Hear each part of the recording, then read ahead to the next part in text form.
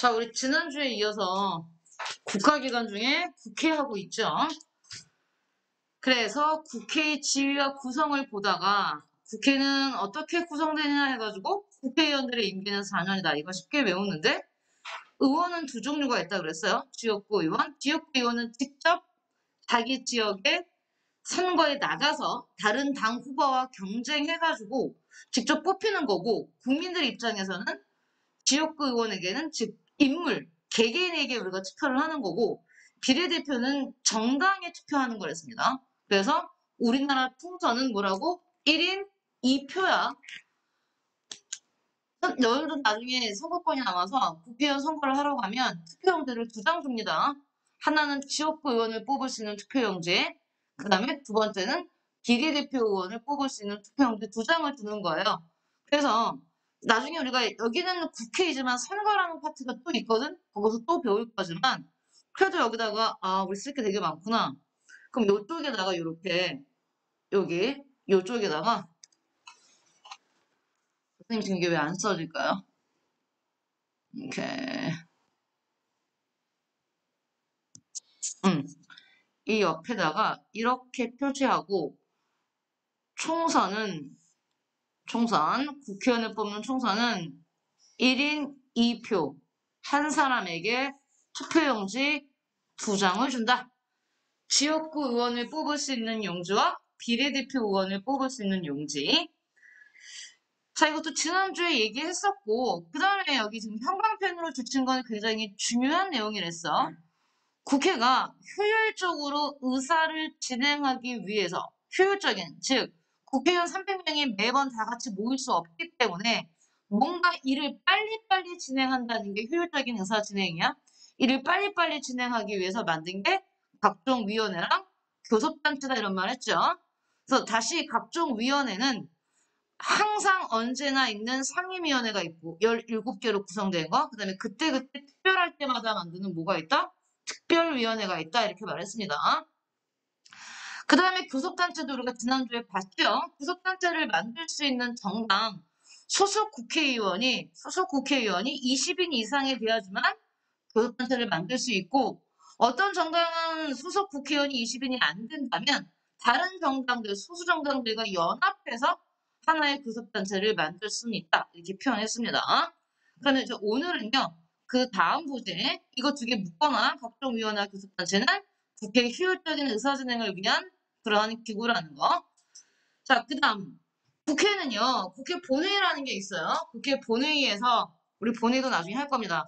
국회 본회의에서 국회의 의사를 국회 의사를 최종적으로 결정하는 곳은 위원회가 아니라 어디야? 국회 본회의. 국회 본회의에서 뭐 한다? 최종적으로 결정을 합니다.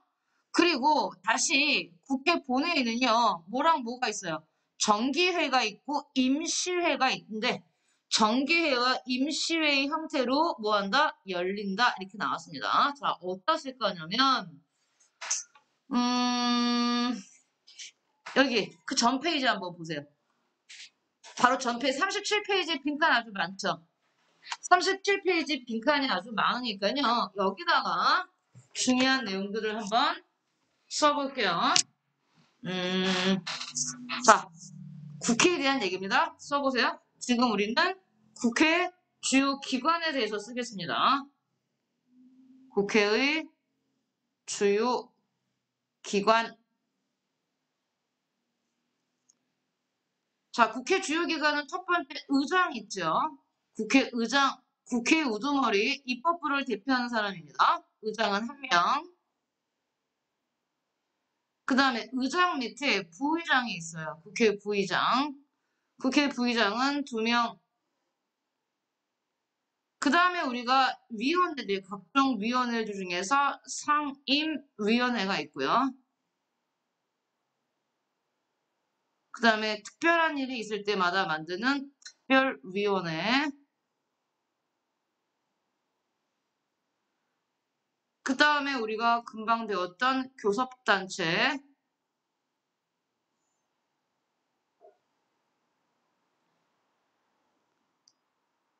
교섭단체만 다시 쓰면 짧게 국회 의사 진행에 필요한 중요한 안건을 협의하는 겁니다.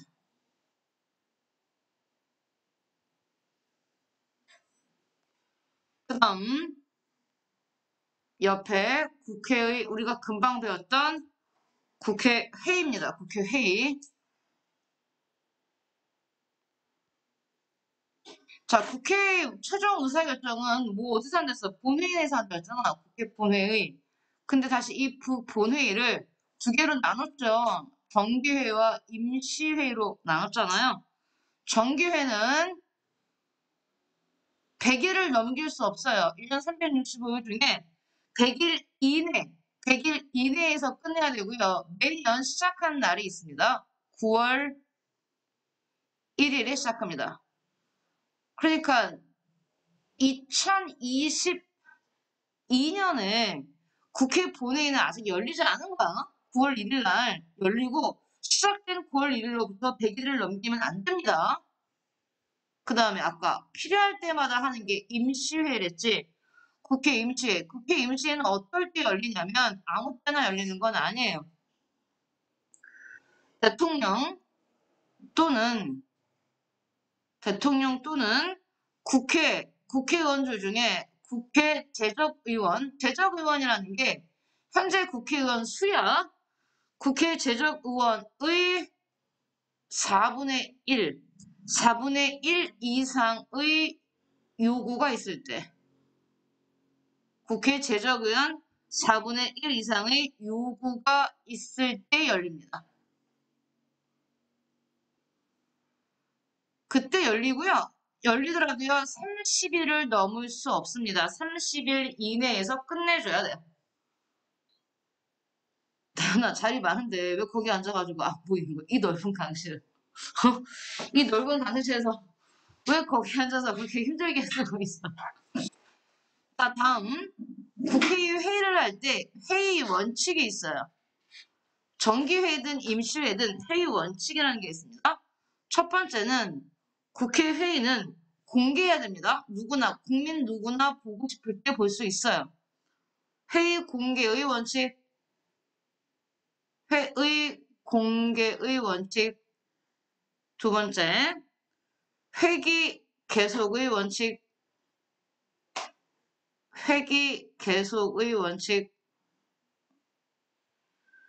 회기를 한번 계속한다는 원칙에 대한 얘기를 써볼게요. 한 회기 중에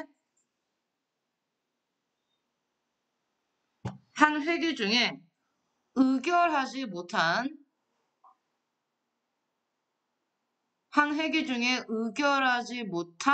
법률안이나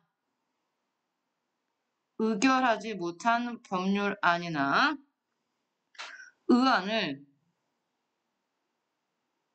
다음 회기에 이어 심의한다.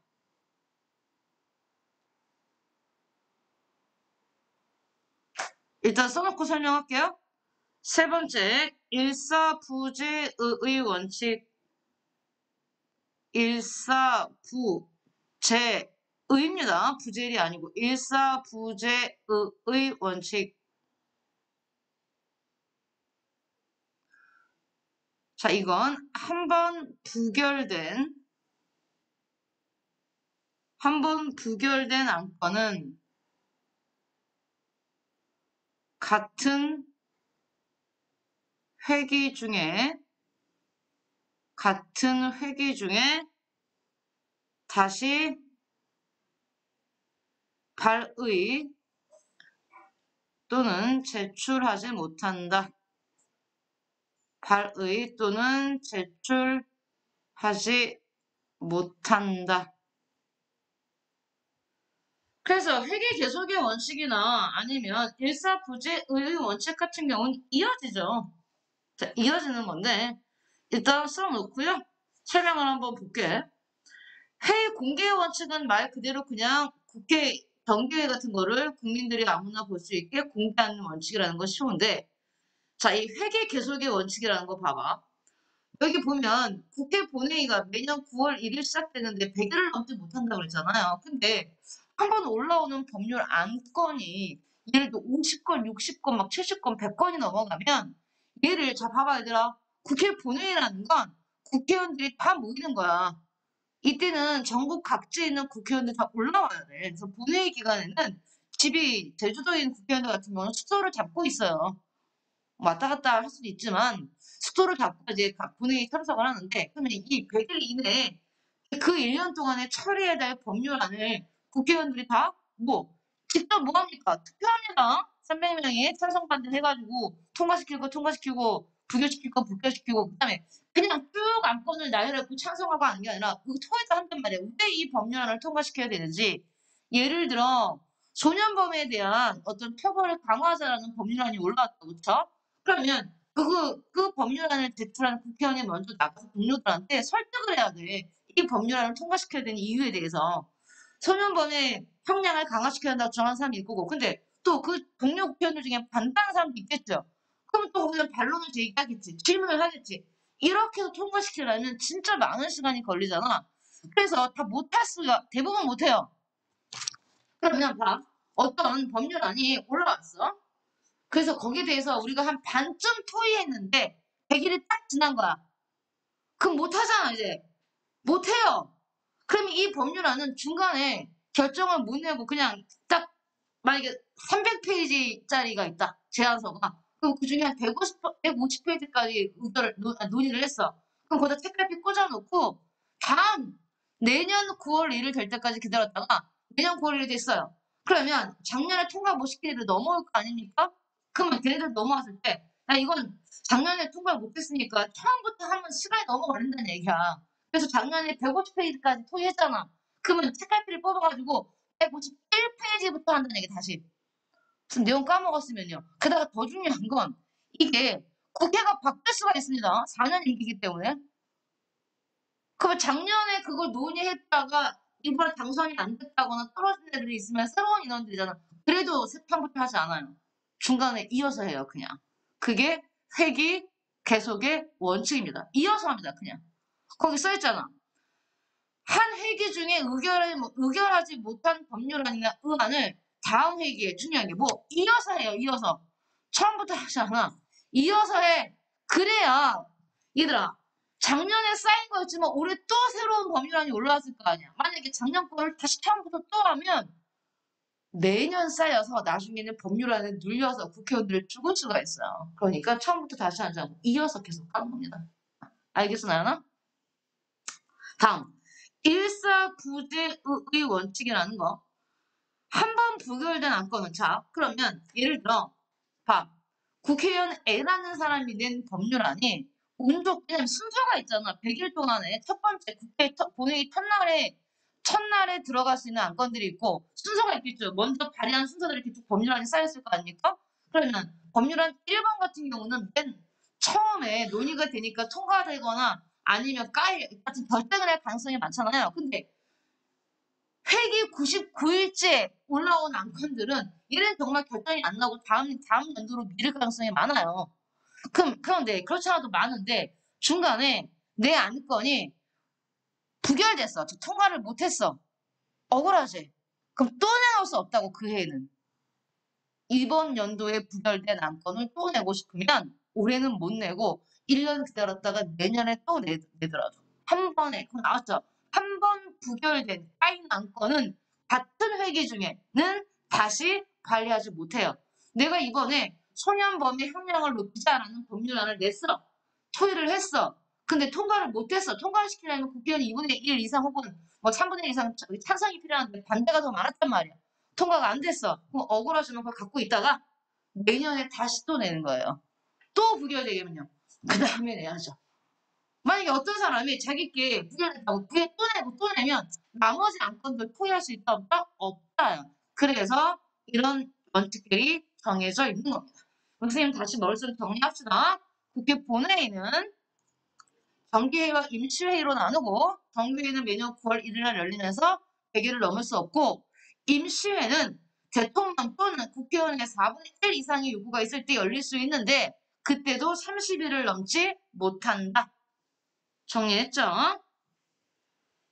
자, 그 다음에 이제 다시 내려가서 조금 보다가 또 쓸 게 있으면 올라올게요. 여기에 국회의 권한입니다. 국회의 권한. 자, 국회의 권한이고 국회의원의 특권은 어딨나요? 어허, 따로 안 나왔나요, 우리 책에? 안 나왔으면 쓸게요. 다시 올라가서 그 밑에다가 다시 필기를 좀 하겠습니다. 제목은요, 국회의원의 특권입니다.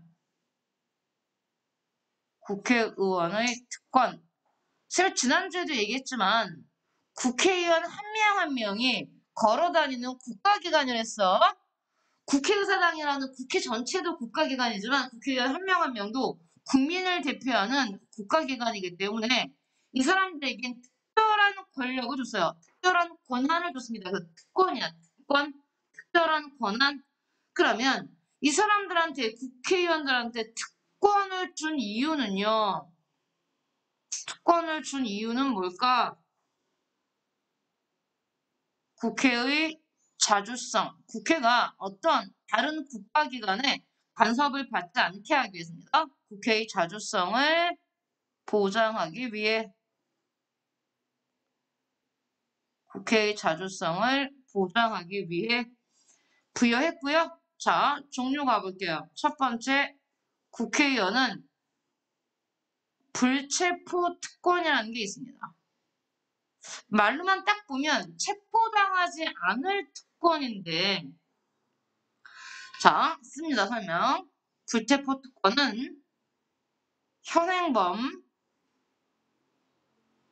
현행범이 아닌 경우,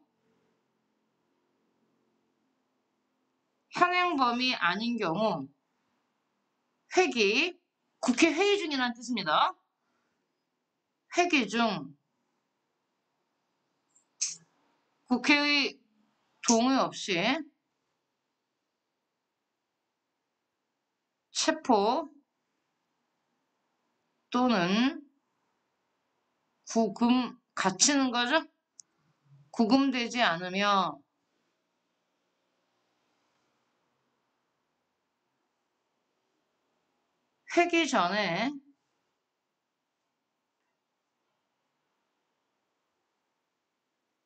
회기 전에 체포 또는 구금되는 경우라도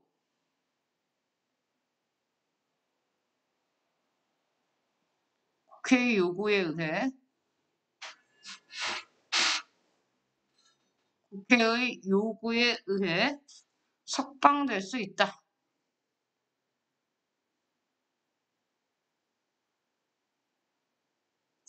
석방될 수 있다. 자, 두 번째 권리요. 면책특권. 책임을 면제받을 수 있는 특권이란 뜻입니다. 면책특권. 국회의원이 국회에서 직무상 행한 발언과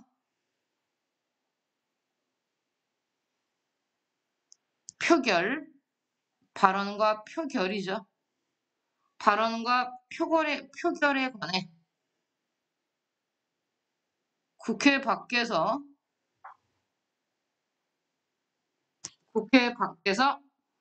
책임지지 않는다.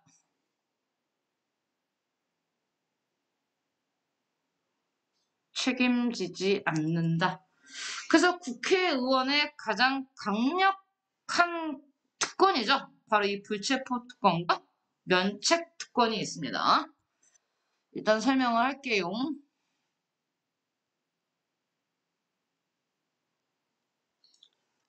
먼저 체포당하지 않을 특권이라는 게, 자, 첫 번째 조건을 뭘 달고 있어요? 현행범이 아닌 경우라고 그랬잖아. 그러면 현행범이면 체포당한다는 얘기예요. 현행범은 현장에서 범죄를 저지르다가 체포되는 경우입니다. 찌르고 있는 사람, 이건 못 죽이고 있는 거죠. 그럼 훔치고 있다가. 자, 그러면 이게 그런 현행범이 아니라면 회기, 지금 국회 본회의를 하고 있다고 쳐봐. 지금이 만약에 2022년 10월 2일이야. 그러면 회기 중이죠. 9월 1일 날 시작했으니까. 항상 9월 1일 날. 그러면 회기 중에는 국회의원들이 정말 필요해요. 왜냐면 얘네가 있어야 표결도 하고 법률안을 제안하고 그러니까 국회의원이 필요하니까 회기 중에 이 사람이 자 A라는 국회의원인데 이 사람이 어떤 사건의 유력한 용의자라는 건 의심을 받고 있다는 뜻이거든. 피의자. 그러면 보통 우리가 드라마나 영화를 보더라도 의심 가는 사람, 용의자나 피의자를 데려다가 수사를 한단 말이에요. 왜냐면 도주의 위험이 있을 때는 구속영장을 청구할 수도 있어요. 왜냐면 도주의 위험이 있을 수도 있고 자기가 의심받는다는 걸 알아. 내가 진범인데 경찰이 나를 의심해. 그럼 도망가겠지. 아니면 증거를 인멸하겠죠. 그렇기 때문에 구속영장이나 아니면 수색영장은 영장을 발부받아서 이 사람을 구치소에 가둬놓고 수사를 하거든요. 그런데 그 사람이 국회의원이야. 그리고 지금이 뭐야? 회기 중이야. 그러면 이 사람이 정말 강력하게 의심이 가지만 체포 또는 구금되지 않아요. 특히 뭐 국회의원들의 자기 동료 국회의원들이 동의를 해줘야 돼요. 야, 우리 이 사람이 유력한 사건의 용의자야. 그래서 이 사람이 지금 도주의 위험 같은 게 있을 것 같아서 그래 좀 체포를 해야 돼. 그러면 보통 일반인이면 무조건 체포하면 되거든요. 근데 국회의원이 회기 중이면 다른 국회의원들한테 물어봐야 돼요. 얘 체포해도 돼? 그러면 다른 국회의원들이 동의를 온통 찬성을 해줘야 되는데 보통 안 해줍니다. 동료들이잖아요. 자기가 나중에 그런 경우에 걸릴 수 있잖아요. 안 해줘요. 그럼 국회가 동의 안 해주면 회의가 끝날 때까지 국회 본회의가 끝날 때까지 기다려야 돼요. 선생님 그럼 그 와중에 걔가 증거를 다 인멸하려면 어쩔 수 없는 겁니다. 무슨 말 알겠어요? 아니면 국회가 회기 전에 회기가 시작되기 전에 지금이 7월 달인데 모 국회의원이 어떤 사건에 유력한 용의자로 지목이 돼서 지금 구금돼 있어. 근데 9월 1일 회기가 시작돼. 근데 그때 국회에서 야 지금 체포돼 있는 저 사람 우리 국회 회의할 때 반드시 필요한 국회의원이야. 풀어줘. 그러면 국회가 요구하면 풀어줘서 이 사람이 회기를 참석해서 회기 끝날 때까지 기다려야 됩니다. 되게 중요한 겁니다, 여러분. 어마어마한 특권입니다. 일반인은 감히 상상할 수 없는 특권이죠. 그게 불체포 특권이에요. 두 번째가 책임을 면제받을 특권이잖아. 국회의원이 자, 잘 들어. 자기 집에서 한 발언 말고 국회에서 그것도 자기가 직무상 일할 때 필요한 얘기다. 그치? 그래서 국회의원들이 본회의 중에 막 뭐뭐 카더라, 뭐뭐 라더라라고 이렇게 정말 밝혀지지 않은 얘기들을 막 뱉어요. 상대 당을 비난하면서 혹은 상대 정당에 어떤 그 특정한 인물을 까면서 예를 들어 우리 권 의원 같은 경우 뭐 지난번에 뭐 남자 만났다면서요? 남편 아니고 이런 얘기를 막 사적인 얘기를 했단 말이야. 그럼 이게 국회 밖에서 한 얘기면 뭡니까? 모독죄죠. 모욕죄가 됩니다. 그래서 고소를 할 수 있어요. 권 의원이. 걔를 고소하고 고발할 수 있는데 이 국회의원이 상대당 국회의원이 얘기하는 하나 그거 업무상 필요한 발언이었다. 국회에서 한 그렇게 말해버리면요. 그래? 아니야? 그럼 말고가 돼버려요. 되게 무책임한 발언들을 날릴 수 있는 어떤 근거가 돼. 원래는 취지는 그런 게 아니잖아. 원래 면책특권이란 걸 만든 취지는 국회의원들이 국가나, 특히 그게 독재국가나 아니면 권위주의 정부였을 때 국가나 어떤 국가기관, 권력자의 눈치를 보지 말고 정말 정의롭게 하고 싶은 말을 마음대로 할 수 있고 거기에 대해서 책임을 안 지겠다. 그런 어떤 의도로 만들어진 거지만 이걸 악용할 수 있어요. 얼마든지. 그럼에도 불구하고 국회의원들한테 이런 특권을 주는 이유는 국회의원은 누구를 대표하기 때문에 국민을 대표하기 때문에 어떤 다른 국가기관의 간섭과 압력을 받지 않고 양심에 따라 정말 정의롭게 마음대로 발언할 수 있게 보장해 주려고 이런 특권을 준 겁니다. 알겠어요? 중요한 거는 국회 안에서 직무상 해난 발언과 표결에 대해서 책임지지 않는 겁니다. 그래서 국회의원의 특권까지 받고요. 자, 그 다음에 이제 우리 다시 본문으로 내려오면요. 국회가 하는 일들이 있습니다. 국회가 하는 일들, 국회의 권한이라는 게 있어요. 국회의 권한. 자, 여기다가 안 쓰고 넘어갔군요. 우리나라 국회 얘기를 하는 거고요. 우리나라는 국회가 의원이 의회가 하나이기 때문에 우리나라는 단원제라고 말합니다. 국회가 하나다, 하나 있다 이런 뜻입니다. 국회가 두 개 있는 것도 있나요? 그럼요. 국회가 두 개 있는 것도 있죠. 어떤 경우? 양원제라고 있습니다. 양원제. 양원제 같은 경우는 미국도 양원제고 일본도 양원제고 영국도 양원제예요. 양원제를 쓰는 나라들이 꽤 있습니다. 자, 그러면 그 아래 국회의 권한들 보자. 하는 일들. 여기 보시면 본문에 국회의 권한을 다시 세 개로 나눠놨죠.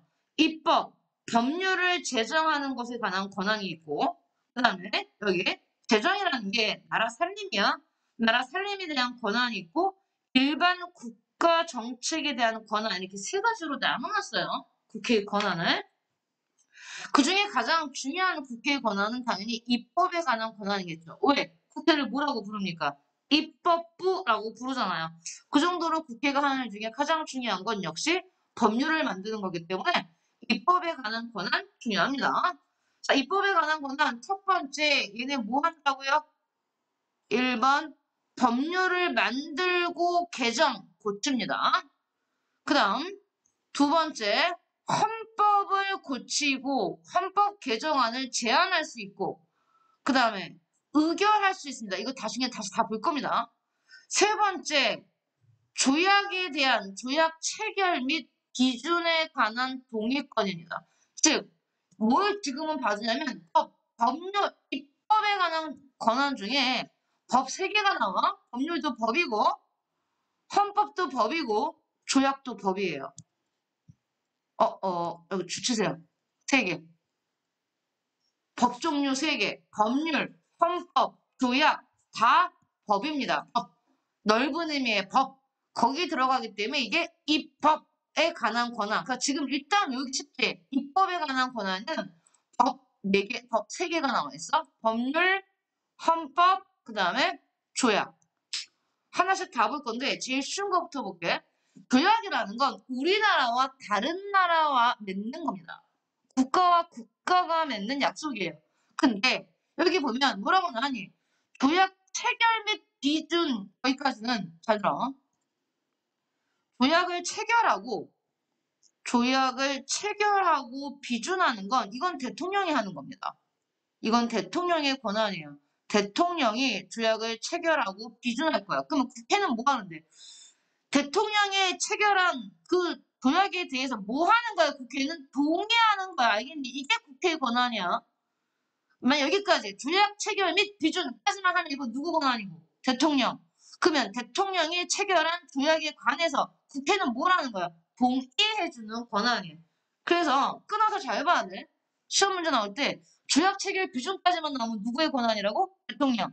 근데 거기에 대해서 동의하는 권한은 누구라고? 국회의 권한인 거야. 그러니까 니네가 외울 때 국회의 입법에 관한 권한 끝까지 말해줘야 돼.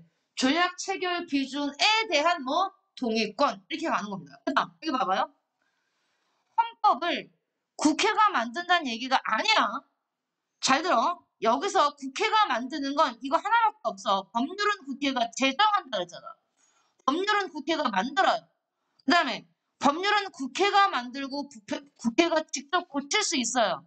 하지만 헌법은 잘 봐. 헌법 개정이 아니잖아.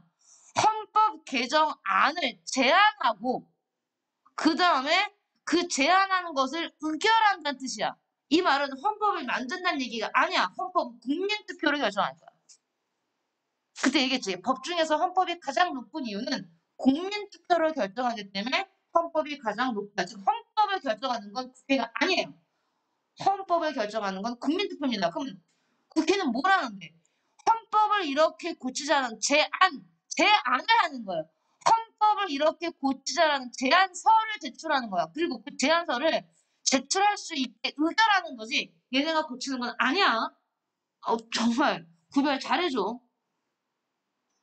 헌법 개정안을 통과시키는 건 뭐라고? 국민투표.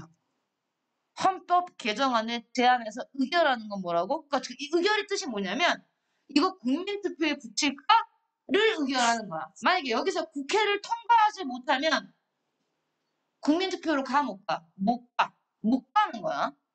하지만 최종 결정은 누가 하는 거야? 국민이 하는 거야. 그래서 이 세 개 중에 입법에 관한 세 개 중에 법률, 헌법, 조약 중에 직접 만들고 고치는 건 뭐밖에 없어? 법률. 국회가 법률만 제정하고 개정하는 거야. 조약은 누가 맺을 거라고요? 대통령이 하는 거고 조약에 대해서는 그냥 국회는 동의하는 겁니다.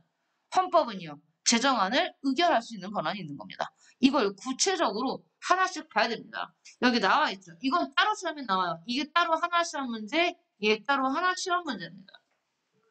일단 얘를 본 다음에 선생님이 그림으로 그려줄 거니까요. 일단 여기를 한번 보세요. 이걸 따로 그림으로 그려서 여러분이 알고 있어야 되기 때문에 그림 그리기 전에 그냥 일단 여기서는 설명으로 한번 보지요. 선생님이 정말 작년에 어디다가 그림을 그려놨는지 찾고 있는데 없으면 따로 해야죠. 보자. 법률을 만들고 개정하기 위해서는요. 일단 우리 이러이렇게 법률을 만들자라는 법률 제안서를 제출해야 되는데 우리나라에서 법률안을 제출할 수 있는 게 정부가 들어가지. 이게 우리나라의 무슨 형태였어? 의원 내각제적 요소였지. 원래 대통령제 정부 형태에서는 정부는 법률안을 제안할 수 없다 그랬어. 근데 우리나라는 의원 내각제적 요소를 도입하고 있기 때문에 누구도 정부도 법률안을 제출할 수 있고 그다음 국회는 당연히 법률안을 제출할 수 있는데 몇 명 이상의 국회의원에 발표나 10명 이상의 국회의원 혼자서는 못한다는 얘기야. 내가 어떤 법률안을 만들었으면 내 동료 국회의원 9명의 사인을 받아와야 돼요. 알겠어요? 함께. 혼자서는 못해요. 10인 이상의 국회의원 또는 정부가 뭐 할 수 있다? 법률안을 제출할 수 있습니다. 그러면 법률안이 제출되지요. 제출되면 얘가 제일 먼저 어디 가냐면 여기 안 나왔지만 상임위에 갔다가 나중에 얘가 법률안이 통과가 되려면 조건이 있습니다. 국회 제적의원의 과반수 출석과 즉 제적의원의 2분의 1 이상 출석과 다시 출석한 의원의 과반수 2분의 1 이상의 찬성으로 통과가 됩니다. 이게 안 되면 통과 안 된다는 얘기예요. 우리는 어떻게 외웁니까? 2분의 1 곱하기 2분의 1 이런 표현을 씁니다. 이 말이 뭐냐면 자 봐. 여기다 쓰지 말고 들어. 만약에 A라는 나라 A국의 의원 수가 총 의원 수가 300명이라고 칩시다. 근데 그 중에 한 명이 활동 중에 사망했어요. 그 다음에 또 한 명은 의원직을 상실했어요. 어쩔 때 국민이 뽑은 의원직을 상실하냐면 이 사람이 재판을 받아서 실형을 선고받으면 1년 이상의 징역형을 선고받으면 이 사람은 의원직이 떨어져요. 예를 들어서 이런 식으로 정해져 있어요. 그러면 원래 300명이었는데 2명이 지금 나가 떨어졌죠. 그럼 현재 몇 명이 남은 겁니까? 298명이지. 그럼 현재 있는 의원을 우리는 뭐라고 말하는 거야? 제적 의원이라고 말하는 거야. 그러면 하나의 법률안이 통과되기 위해서는 298명의 과반수, 즉 반수 이상의 국회 그날 회의에 참석을 해야 된다는 얘기예요. 298명의 반수가 얼마입니까? 1은 2, 248, 298, 149명인데 149명 나오면 안 돼요. 과반수가 아닙니다. 149명보다 많아야 되니까 적어도 얼마가 나와야 돼요? 150명 정도는 뭐 국회 그날 회의에 참석해야 되고 그치? 2분의 1 이상이니까 다시 150명의 2분의 1 이상이 찬성해야 돼. 참석한 사람의 2분의 1 이상. 만약에 150명이 참석하고 그 중에 얼마입니까? 반은 2, 7, 14, 75명이잖아요. 그래서 76명이 찬성했다. 그러면 통과되는 겁니다. 이게 통과 조건이에요. 이해하십니까? 근데 선생님 만약에 149명이 참석했어요. 과반수가 참석을 안 했어요. 그러면 아예 선거 자체를 안 해요. 투표를 안 해. 왜 제자고용이 모자라는데 투표해봤자 뭐하냐. 통과 못하지. 그럼 어떻게 돼? 그 다음날 기다려야 됩니다. 근데 그 다음날 또 애들이 안 나와. 국회의원이 안 나올 수 있어요. 자기 바쁘다고. 알겠어요? 그러면 제적의원의 2분의 1 이상이 모일 때까지 계속 뭐야 이건 회의는 날짜는 가고 통과를 못 시키는 거야. 무슨 말인지 알겠어? 나연아? 이런 경우가 많지. 만약 여당과 야당의 사이가 안 좋으면 여당 의원들이 냈던 법률안에 대해서 일부러 야당 의원들이 보이콧을 하느라고 아예 안 나와요, 단체로. 야, 우리 단체로 가지 말자! 안 가요. 아니면 야당 의원이 낸 법률안에 대해서 여당이 우리 반대하겠다, 보이콧해버리면 걔네가 안 나와. 그럼 어떻게 되는데? 맨날 80명이 나와. 안 돼. 180명이 나오면 어떤 법률안도 뭐 통과시킬 수가 없어요. 그러면 그 해는 국회가 어떤 법률안도 통과 못 지키고 그냥 한 해가 훌러덩 가버려. 알겠어? 그 얘기야. 2분의 1 출석과 출석위원 과반수의 찬성으로 의결된다는 얘기는 이런 얘기야. 예를 한번 들어놨어. 이 선생님이 써봐. A국의 총 의원수가 300명인데 이때 한 명이 사망했고 한 명이 의원직을 상실했다. 그러면 298명의 제적 의원이 되고 최소 의원입니다. 최소 의원이 적어도 이 중에 150명이 참석해야 되고 다시 76명이 찬성해야지만 뭐가 법률안이 통과될 수 있다는 뜻입니다.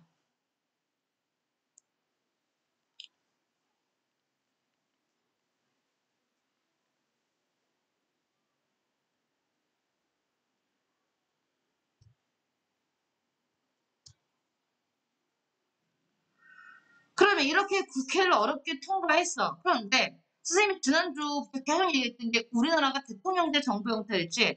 대통령제 정부 형태에서 대통령의 막강한 권한이 뭐라고 말했냐면 이렇게 힘들게 통과한 법률안을 대통령이 딸 수 있다고 했어요. 기억나요? 그게 뭐라고?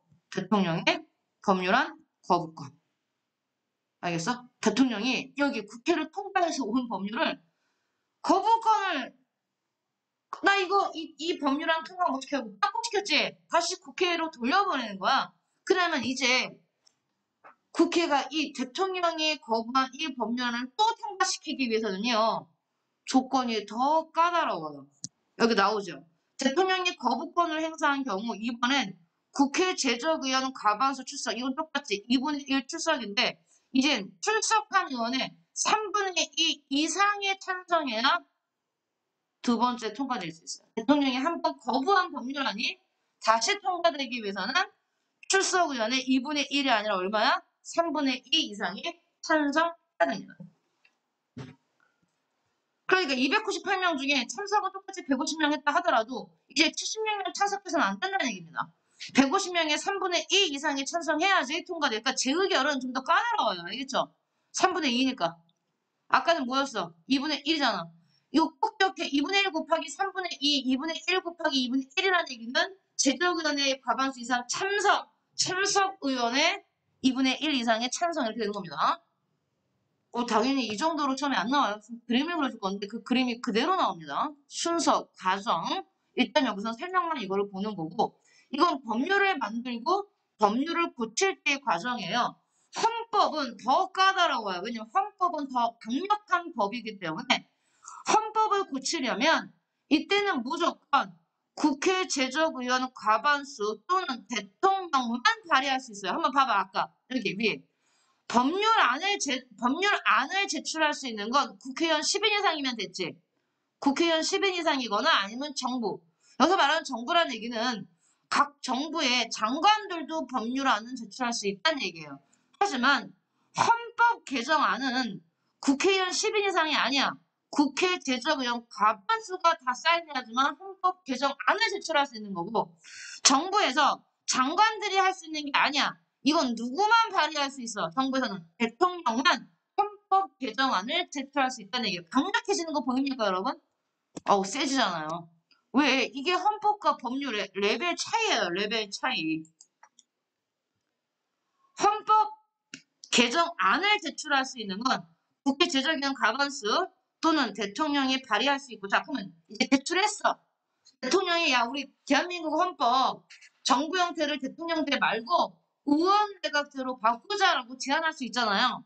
아니면 국회의원의 과반수가 오케이 대한민국 군대 국방의 의무 부분 헌법에 나와 있거든요. 국방의 의무 부분에 여성도 국민이기 때문에 국방의 의무를 진다고 나와 있는데 현행 법률상 어때? 여성은 현역 군인을 안 가잖아.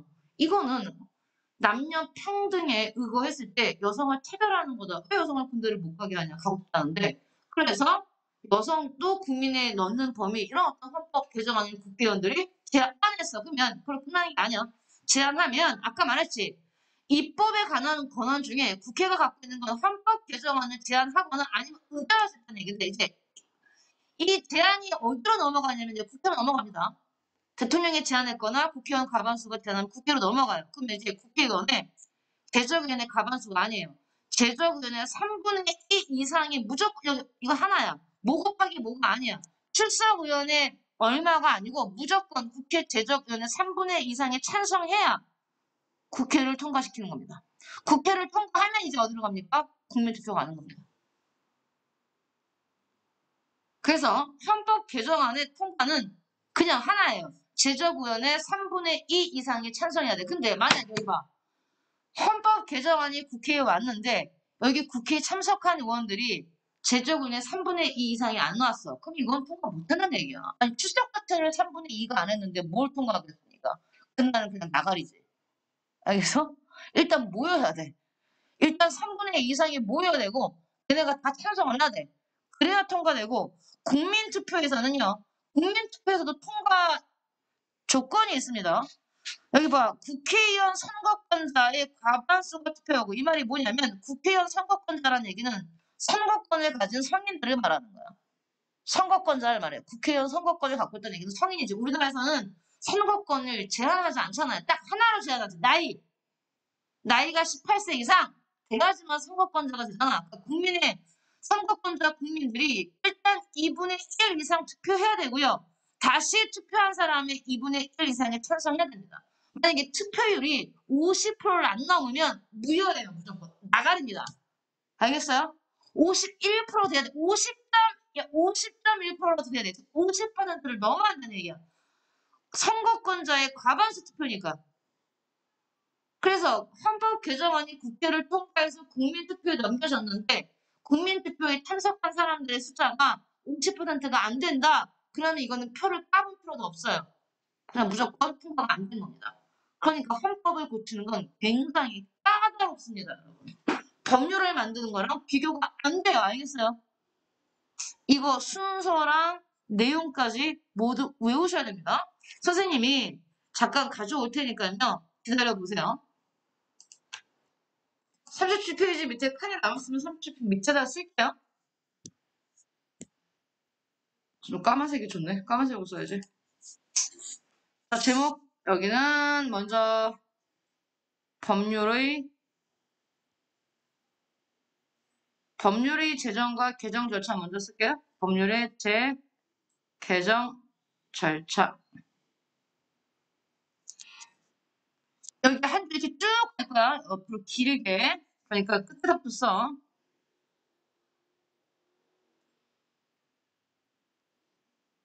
국회의원 여기 10인 이상. 그 다음에 정부. 얘네가 법률안을 뭐 할 수 있습니까? 제출할 수 있죠. 누구한테 제출하는 거냐면 국회의장에게 제출하는 겁니다. 아까 우리 국회의장 한 명 있다고 그랬죠. 국회의장에게 제출하면 국회의장이 그거를 어디에 보내냐면 17개의 상임위원회 중에 상임위원회. 만약에 올라온 법률안이 교육에 관련된 거면 국회의장은 어디에 보내겠어요? 교육 관련 상임위원회에 보내겠지. 그게 회부야. 회부. 국회의장이 각각의 소관 상임위원회에 회부합니다. 만약에 국방 관련 법률안이 올라오면 국방 관련 상임위원회에 보내겠지. 한번 봐봐야 돼. 이렇게 올라온 법률안이 첫 번째로 통과해야 되는 곳이 바로 어디냐면 상임위야. 상임위는 국회의원들이 다 소속된 게 아니잖아. 국회의원들 300명이 17개 상임위에 골고루 배치돼 있지. 그때도 얘기했지만 내가 만약에 교장선생님, 초등학교 교장선생님 출신이고 그래서 내가 국회의원이 됐어. 그럼 나는 아무래도 교육 관련 상임위원회 소속되겠죠. 그러니까 보세요. 법률안이 하나의 수많은 법률안이 들어온단 말이야. 그러니까 국회의장은 그것을 다 분류를 해서 각각 상위에 딱 보내버려요. 그러면 먼저 상임위원회에 보통 한 17명, 20명 정도가 소속돼 있단 말이에요. 국회의원들이. 그럼 걔네들이 먼저 그 법률안을 살펴봐요. 살펴보시다가 뭐야, 이 법률안은 쓰레기였잖아. 그럼 버려. 일단 여기를 통과해야 돼. 상임위를 통과하지 못하면 본회의에 못 갑니다. 그 법률안은. 그래서 상임위가 뭡니까? 국회를 효율적으로 운영하기 위한 제도예요. 일단 여기 봐봐. 국회에 올라온 모든 법률안을 국회 본회의에서 다 보지 않아. 일단 얘네가 한번 걸러줄 겁니다. 상임위원회가. 걸러줘서 상임위를 통과했다. 상임위를 통과하면 이제 상임위원회에서 어디로 보내는 겁니까? 국회 본회의에 보내는 겁니다. 상임위가 국회 본회의에 보내는 걸 뭐라고 해? 상정이라는 표현을 씁니다. 상정. 국회 본회의에 상정한다. 그러면 우리 봤잖아요. 국회 본회의를 통과하기 위해서는요. 첫 번째 의결이 있고 재의결이 있죠. 여기서 보면 자 먼저 여기 의결 조건이 뭐였어요? 상임위는 본회의는 재적의원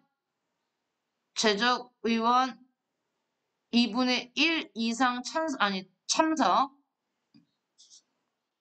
다시 참석 의원 2분의 1 이상이 찬성해야 통과했죠.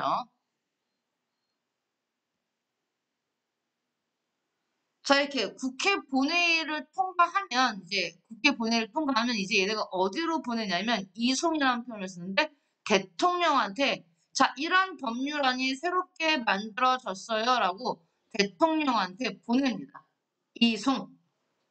그러면 대통령은요. 그 법률안에 이의가 없다.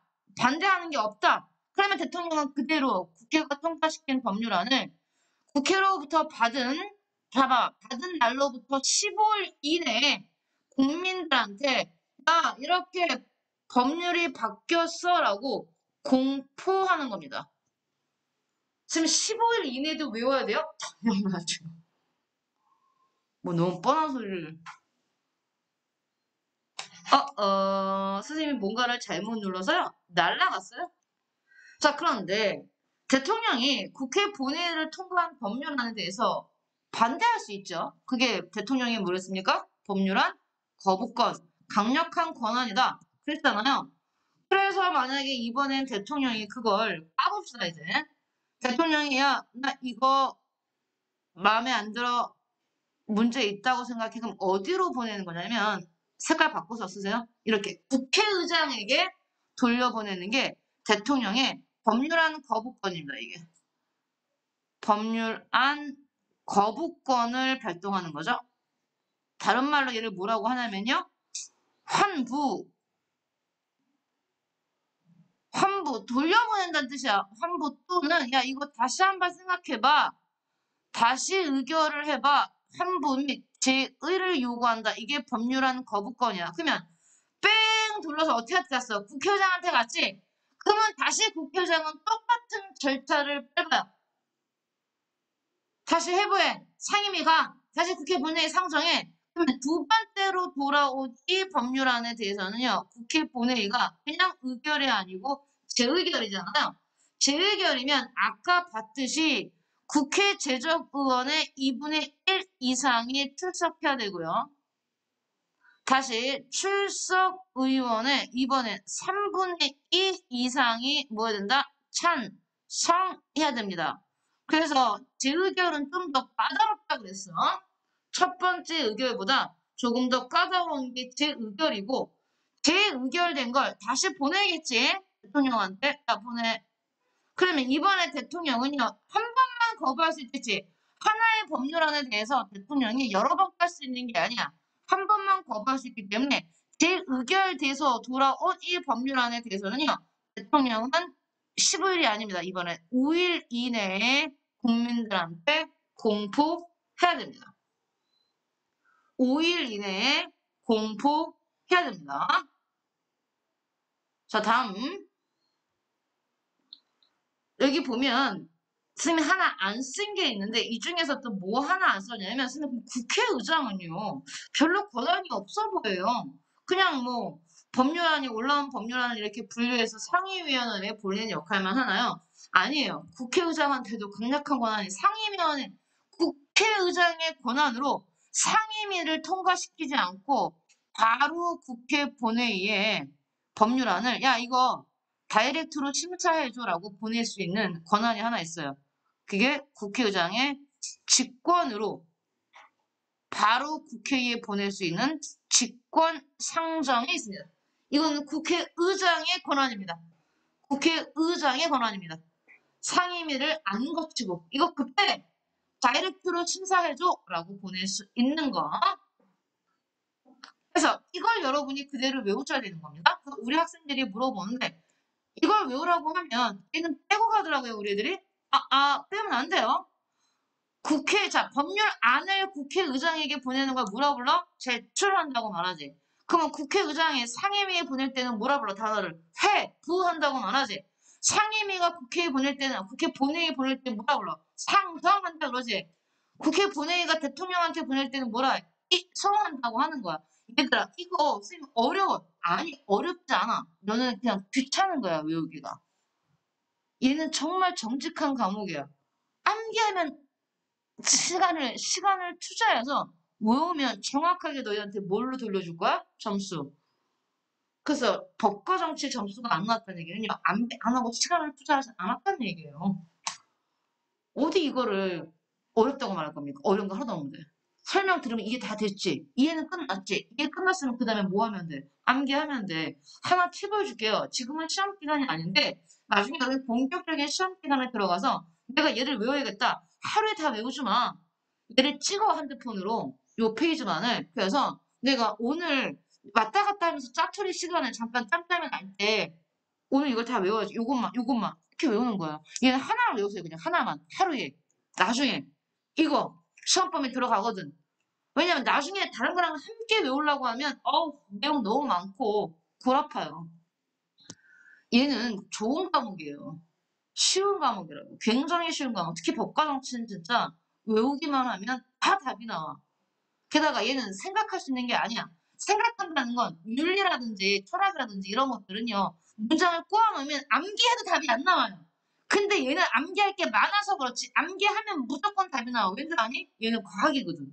사회과학이에요. 지금 우리가 배우는 과목은 정치나 경제나 이거는 사회과학이라고 말해. 그래서 딱딱 정답이 떨어져. 애매함이 없어. 자, 봐봐. 이렇게 보면 이거고, 저렇게 보면 저거 같은 게 가장 어려운 겁니다. 알겠죠? 이 법과 정치라는 과목은 과학처럼 딱 수학처럼 정답이 딱딱 떨어지는 과목이에요. 이렇게 나와있잖아. 15일 이내. 정해져 있잖아. 근데 만약에 선택지에 14일 이내. 틀린 거지, 그거. 5일 이내. 5일 이내인데 대통령은 그 즉시 공포해야 된다. 틀리잖아요. 그 즉시 아니잖아요. 5일 이내면 되잖아요. 이렇게 숫자로 정해져 있는 거 쉬운 거예요. 두 번째, 헌법의 뭐에 대해서 쓰겠습니까? 헌법의 개정. 헌법에 대해서 씁니다. 헌법은 조금 더 간단합니다. 얘보다. 복잡하지 않아요. 두 번째 필기하는 건 헌법이죠. 헌법의 개정 절차. 헌법을 고치는 절차입니다. 헌법의 개정 절차. 그래서 얘를 제안할 수 있는 건요. 국회의원,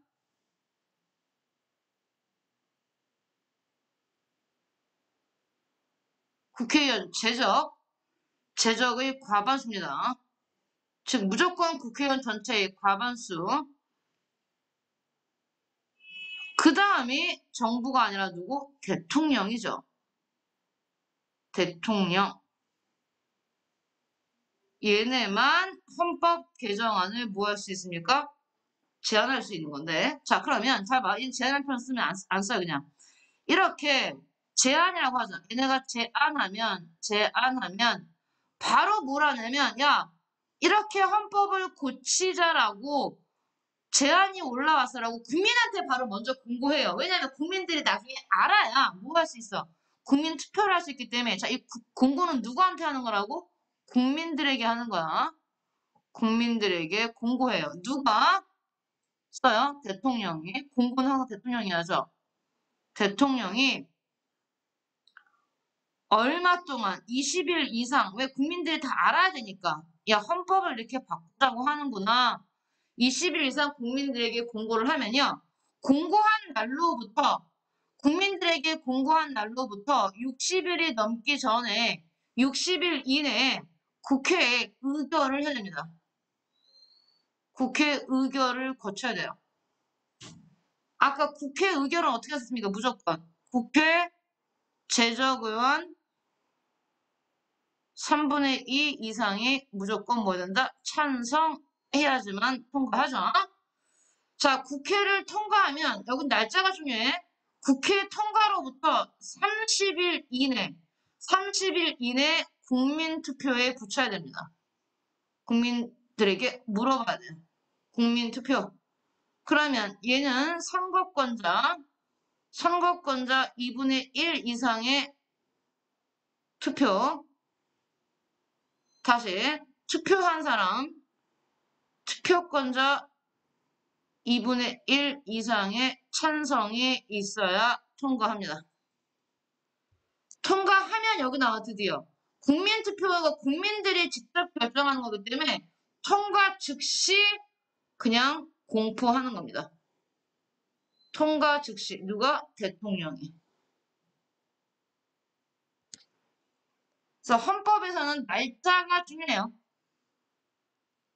대통령이 공고하고 나서 60일 이내에 국회 의결을 거쳐야 되고 국회 의결이 끝나면 30일 이내에 국민투표에 붙여야 되고 국민투표 통과하는 즉시 대통령은 헌법이 고쳐졌다라고 공포하는 겁니다. 자, 국회에서 가장 중요한 역할이 바로 이 법률을 만들고 고치는 절차, 헌법을 고치는 절차이기 때문에 국회의 가장 기본적인 권한이기 때문에 이건 진짜 중요합니다. 쉬었다 할게요. 자, 선생님이 여기서 예전에는 꼭 들어가는 코스가 있었는데 요즘에는 많이 빠지거든? 그래서 뺐는데 뭐가 하나 더 있냐면요. 보면 이제 국회의장이 상임위원회 법률안을 회부하면 상임위에서 통과시킨다 그랬잖아. 그리고 나서 이제 본회의에 상정하는데 쓸 데가 있을까?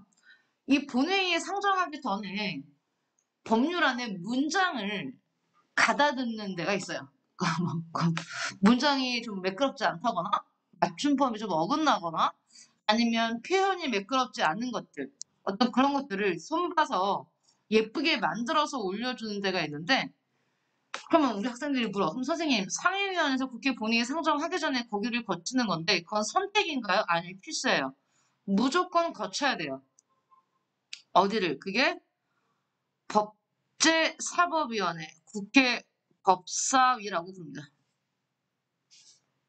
법제사법위원회 여기를 거쳐요.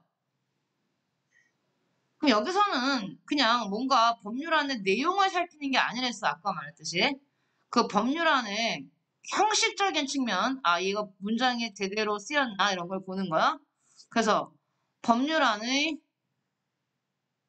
물론 내용도 법률안의 내용이 헌법에 위반되는지 안 되는지 어떤 위헌의 여부. 위헌이라는 건 헌법에 위반되냐 그 뜻입니다. 위헌 여부를 살피거나 아니면 그 용어가 적합한지, 용어의 적합성, 제대로 된 용어가 쓰여 있는 건지, 그 다음에 문장 다듬기, 뭐 이 정도 합니다. 등을 하는 거지 법사위가 어떤 이 법률안을 뭐 올리고 안 올리고에 결정하는 건 아닙니다. 어쨌든 이 국회 법사위까지 통과시켜야 됩니다. 이는 뭐 법사위는요 다듬어서 올려보내줘요. 깨끗하게 만들어서 법률안을 깨끗하게 만들어서 올려주는 역할을 한다. 그래서 여기까지 우리는 국회 권한 중에 가장 중요한 권한이 이 입법에 관한 권한 두 개를 본 겁니다. 이거 제일 잘 나옵니다. 법률 제정에 관련된 권한, 헌법 개정에 대한 권한. 이건 따로 볼 게 없어요. 왜냐하면 조약 체결 기준을 대통령이 하는 거고 당연히 그냥 거기에 대해서 국회가 동의하는 거야. 동의 안 하면 조약 체결 못 해요. 동의해야 되는 겁니다. 다음. 그래서 국회 권한 중에 가장 중요한 입법에 관한 권한을 했고 두 번째 권한은 재정에 관한 권이라는 게 이 재정이라는 건 나라 살림이야. 대한민국 정부가 2022년에 들어오면 2022년 1년 동안 돈을 쓸 거 아닙니까? 정부가 얼마나 많은 일을 합니까? 그죠? 뭐, 국방에 국방비도 써야 되고, 경찰력에다 돈을 써야 되고, 교육에다 돈을 써야 되고, 건설, 교통에 써야 되고. 그런 1년 동안의 어떤 살림을 재정이라고 하면, 그럼 재정은 결국 누가 하는 거냐면, 이건 정부가 집행하는 건데, 국회는 거기에 대해서 뭘 해줄 거냐면, 어디에 얼마큼 돈을 쓰는 것에 대해서 뭐 해줄 거야? 얘네가 끄트를 해줘야지 돈을 써요. 정부가 돈을 쓰는 건 국민들이 낸 세금을 가지고 돈을 쓰잖아. 근데 그 국민을 대표하는 기관이 어디야? 국회잖아. 국회가 오케이 해줘야지만 정부가 돈을 쓸 수 있다는 얘기예요. 그래서 여기 보면 나라 살림살이에 관한 권한 중에 첫 번째로 뭐가 나옵니까? 첫 번째로 세금의 종목이야. 조세, 세금의 종목. 무슨 세, 무슨 세, 무슨 세, 무슨 세. 세금의 종류가 다양하겠죠. 그 세금의 종목과 그다음에 세금의 비율 몇 퍼센트를 낼 거야, 몇 퍼센트를 거둘 거야. 만약에 재산세라는 세금의 종목이 있다면 재산세의 비율은 몇 퍼센트를 할 거야. 그 종목과 세율을 누가 결정한다는 얘기야? 국회가. 왜요? 국민의 대표기관이니까. 세금은 누가 내는 거고? 국민이 내는 거고. 국민이 내야 되는 세금을 결정하는 게 바로 어디라는 얘기야? 국회라는 얘기예요. 이건 당연한 얘기입니다. 국민이 내는 걸 국민의 대표기관이 결정하는 겁니다. 두 번째, 정부가 제출하는 예산안에 대한 심의 확정. 그 다음에 작년에 정부가 쓴 예산에 대한 결산 심사가 있다. 일단 주쳐놓고 써야 돼요. 이건 워낙 중요한 얘기이기 때문에 이 정도 가지고는 안 되고요.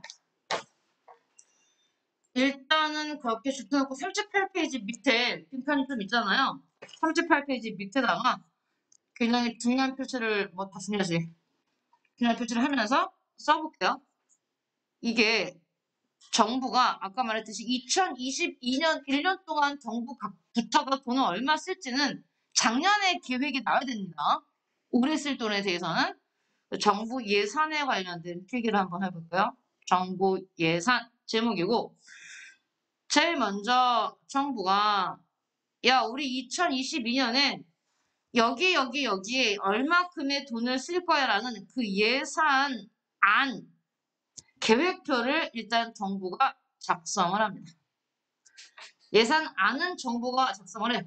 그런 다음에 어디에 보냅니까? 국회에 보내죠. 우리 내년에 이러이러한 돈을 이렇게 쓸 거야. 그럼 국회는 정부가 보내온 그 계획표, 예산 계획표가 예산안이야. 그 예산안을 심사해요. 아, 그래? 니네 국방부에 돈 이만큼 쓸 거야? 그럼 너무 많이 쓰는 거 아니야? 얘는 좀 깎아야지. 얘는 너무 적게 쓰는 거 아니야? 이렇게 쭉 심사를 합니다. 심사를 하고 난 다음에 확정을 해줘요. 거기 들어봐. 이게 한 번에 끝나는 건 아니야. 네가 정부면 예산안을 만들어서 국회에 보냈지. 근데 국회가 쭉 보고 얘는 너무 많이 쓰는 것 같아. 얘는 왜 이렇게 적게 쓰니? 이거는 왜 이만큼밖에 안 쓰냐고 쭉 해서 다시 보내. 그러면 정부는 국회가 통과시킬 때까지 고쳐야 돼요. 무슨 말인지 알겠습니까? 그러면 어쨌든 나중에 언젠가는 국회가 통과를 시켜주겠지. 그래서 심사해서 확정시켜주면 그러고 나서 이제 다시 국회는 니네 통과시켜줬으니까 이제 다시 정부에 보냅니다. 그러면 정부는 국회가 통과시켜준 그 예산안대로 2022년이 되면 그 돈을 쓰는 거예요. 국방부에서 얼마 쓰고 교육부에서 얼마 쓰고 예산을 쓰는 겁니다. 다 쓰고 나면요. 그해 말에 2022년 말이 되면 정부가 정말 돈을 제대로 썼는지 중간에 어디로 세워버린 돈은 없는지 마지막에 그해 말에 정부가 집행한 예산에 대해서 결산을 합니다. 결산. 그 결산은 어디서 합니까? 감사원에서 해요. 그리고 감사원에서 결산이 끝난 걸 다시 어디로 보냅니까? 국회를 보내죠. 그러면 국회는 뭐 합니까? 감사원에서 보낸 보낸 그 예산 결산이 제대로 됐는지 다시 뭐 하는 겁니까? 심사하는 겁니다. 완전 중요한 거예요. 완전 중요해요. 순서. 순서 엔드 어디서 하는지. 이거는 자 예산안 작성하고 집행하는 건 어디가 해? 정부가. 그럼 국회가 하는 건 뭔데? 국회가 하는 건 예산안 심의확정과 마지막에 결산 심사하는 거고 이 중에 중간에 마지막에 돈을 어떻게 썼는지 결산을 심사하는 건 어디였어? 감사원이야. 그래서 순서 이거 통째로 외우시면 돼요. 순서랑 얘네가 하는 일. 그러면 우리는 국회를 배웠잖아요. 그럼 국회는 예산에 관련돼서 몇 번째, 두 번째 예산안 심의 확정하고 맨 마지막에 감사원이 결산한 거에 대한 결산 심사를 하는 게 국회가 하는 거 나왔지? 예산안 심의 확정하고 예산 결산이 아니라 뭐라고? 예산 결산 심사를 하는 거야. 그러니까 나중에 시험 볼 때 선택지 하나하나를 꼼꼼히 읽어야 돼. 왜냐면 자, 봐. 이거 국회가 하는 건 결산이 아니고 뭐라고요? 결산 심사. 결산은 누가 한다고? 감사원. 감사원은 어디 소속인데? 행정부. 감사원은 행정부 소속이야. 예산 결산, 예산 결산 심사. 예산 작성은 정부, 예산 심의 확정은 국회, 예산 집행은 누구? 정부. 이렇게 순서랑 하는 일 중요하다고 했습니다. 아주 중요한 내용이었어요. 이게 정부 재정에 관련된 국회의 권한이었죠. 자, 그 다음에 이제 국회가 하는 세 번째 권한으로는 뭐가 나올까? 일반 국가 정책에 관한 권한 그랬습니다. 자, 그럼 얘도 중요하죠? 지금 다 중요해요. 그러니까요. 나도 안 그러고 싶은데 어쨌든 다 중요한 걸 어떻게 했어요? 자, 이거. 일반 국정에 관한 권한 중에 아주 중요합니다. 국정감사와 국정조사가 있죠? 얘 완전히 구별해줘야 됩니다. 국정감사와 국정조사. 자, 이게 따로 어디 나왔을 테니까요. 선생님이랑 보죠. 41페이지 보겠습니다. 41페이지 보면 41페이지에 4번 봐봐. 4번. 국정감사와 국정조사. 헷갈려서 안 돼요. 달라요, 이건. 알지? 단어가 틀리니까. 먼저 첫 번째 뭐에 대해서 나옵니까? 빨간색 쓰면 안 돼. 너무 빨갛잖아. 파란색 써야지.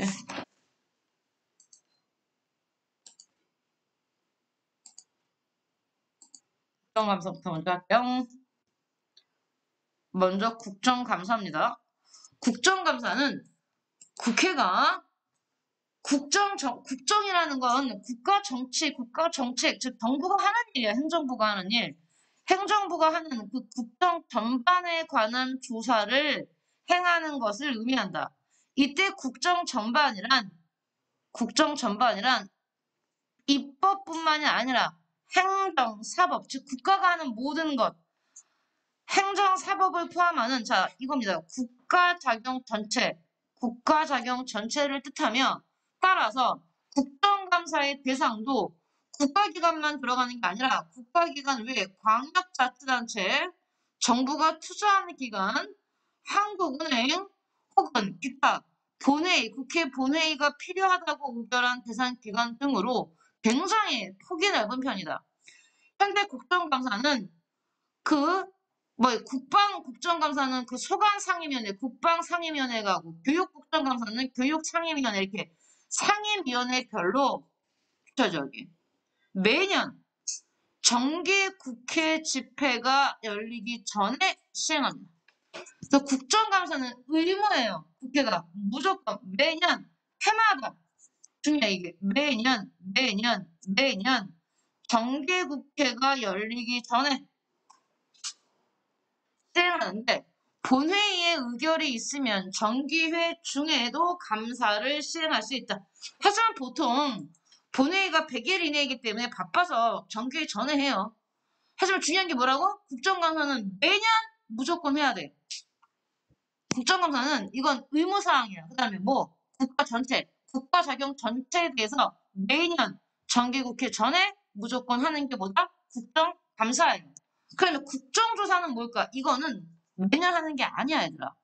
국정조사는 특별한 일이 있을 때 하는 거야. 특별한 일이 있을 때. 국정조사는 국회가 특별위원회 또는 상임위원회로 하여금 국가에, 봐봐. 국가 전반이 아니지. 아까 이건 뭐였니? 국가작용 전체였지만 얘는 국정의 특정한 분야, 한 분야, 한 특정 사안에 관하여 조사를 시행하는 제도로서 매년 하는 게 아니고요, 이거. 국회 제적위원회 4분의 1 이상의 요구가 있을 때, 즉 요구하지 않으면 국정조사는 열리지 않는다는 얘기예요. 어떤 특별한 일이 생겨서 국회 제적위원 4분의 1 이상의 요구가 있을 때 국회 본회의를 거쳐 조사할 수 있다. 조사 결과 정부 또는 해당 기관의 시정을 필요로 하는 사항이 있을 때 국회는 그 시정을 요구하고 정부 또는 해당 기관에서 처리하면 타당하다고 인정되는 사항은 정부 또는 해당 기관이 이상하다. 중요한 건 뭐라고요? 시험에 살짝 바꿉니다. 매년 국가 전반에 대해서 국정을 뭐 하는 거를 국정조사라고 한다. 틀리지? 그건 뭐라고? 국정감사야. 국정감사, 국정조사. 정말 여러분 선배들이 문제를 대충 읽으면 다 틀려버립니다. 한 끗 차이잖아. 필요한 일이 있을 때, 필요한 어떤 특별한 사안이 있을 때 하는 건 뭐고? 국정조사. 매년 의무적으로 해야 되는 건 뭐고? 국정감사. 알겠지? 꼭 그렇게 나눠야 됩니다. 그래서 우리가 이를 바꾸고 다시 본문으로 돌아오면 여기다가 다시 써놓으면 좋겠죠. 우리 여기 국정감사에다가 필기를 해놓으면 좋겠죠. 얘는 매년. 국정감사는 매년. 두 번째로 중요한 게 국정 전반입니다. 어떤 특정한 분야가 아니라 모든 분야, 국정 전반에 대해 어디서 한다고? 상임위원회별로. 상임위원회별로 실시하는 거고요. 이게 국정감사고요. 국정조사는 특정한 국가산, 특정한 사안, 아주 특별한 일이라는 뜻이야. 특별한 일. 특정한 사안이 있을 때 국회 제적의원 4분의 1 이상의 요구. 그리고 얘는 상임위원회에서만 하는 게 아니라 상임위원회 또는 특별위원회. 이렇게 정리되면 좋겠죠. 또는 특별위원회에서 열리는 겁니다. 필요할 때. 얘는 매년, 다시 한번 가지마. 매년이냐, 특별할 때 하냐. 그것만 구별하시면 됩니다. 국정감사와 국정조사입니다. 예?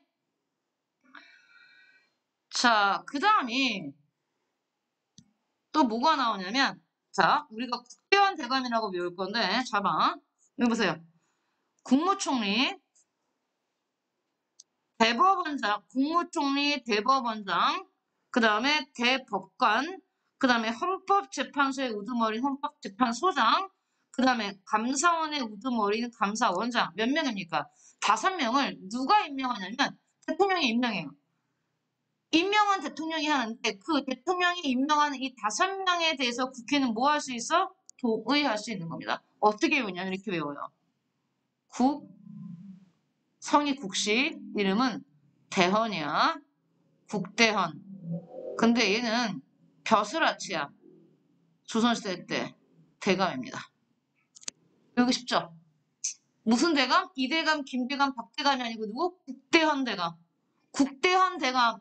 어떻게 해요? 국대헌 대감이 5명이잖아. 누구? 봐봐.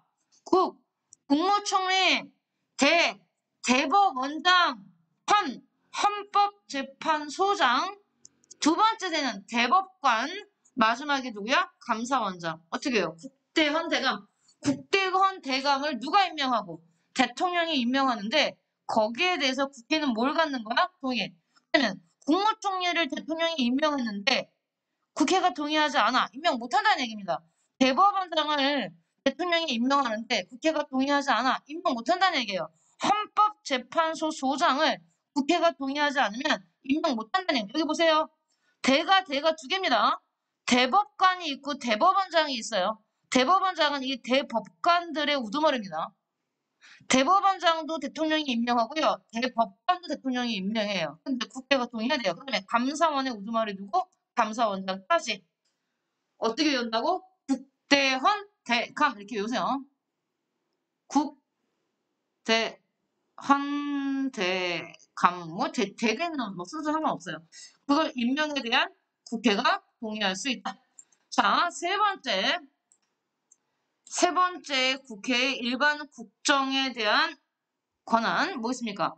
법률이 정한 공무원, 법률이 정한 고위직 공무원에 대한 자 탄핵 뭐가 있어? 그렇죠? 탄핵 소추 의결권입니다. 한번 다시 끝까지 가야 돼요.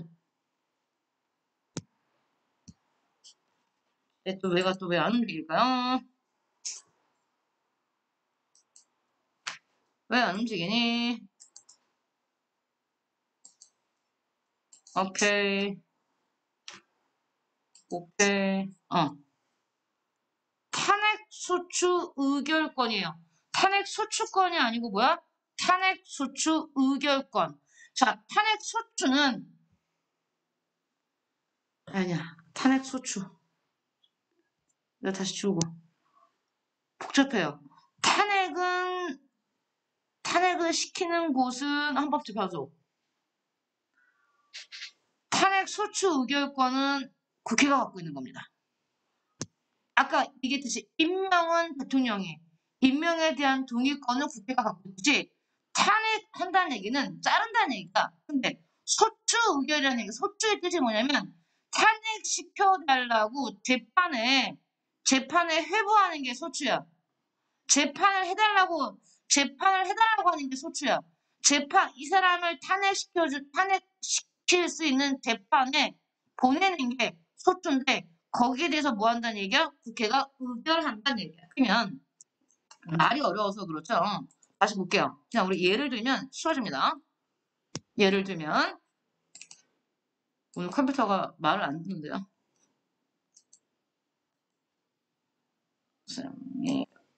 화이트보드를 찾을 겁니다.